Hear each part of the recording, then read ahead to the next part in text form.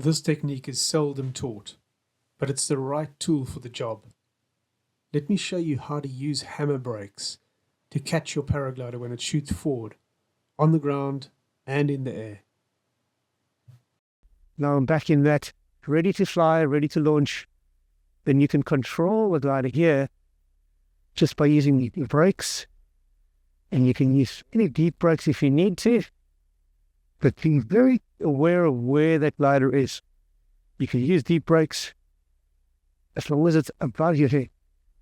As soon as it starts dropping back and pulling you back up the hill, you're going to stall the glider if you've got that deep brake.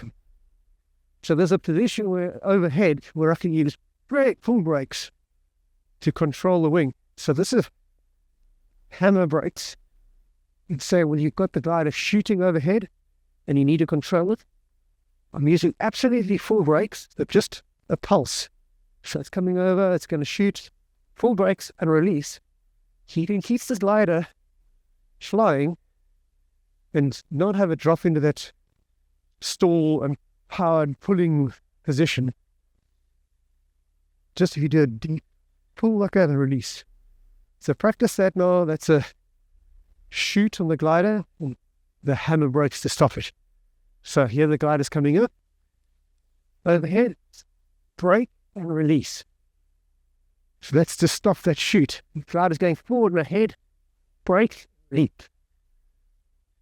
So it's a pitch catch. The glider's going forward, stop your feet, brake. So I'm just stopping my feet to simulate this collapse mistake where it's shooting overhead. So you can do that too. It's like a little run, get the glider with some momentum, and then stop. The glider will overshoot, catch that with the hammer brakes. So here we're going forward, glider's shooting forward, hammer brakes and release. And get back to that control position. That's again, glider's going forward, and hammer brakes, release. Back in the control position. This is very useful for when you get plucked. In thermic conditions, there's a really big gust. You don't like the power, and you want to stay on the ground to stay in control. We can use a hammer brakes method. Get regular free wing tips in my email newsletter.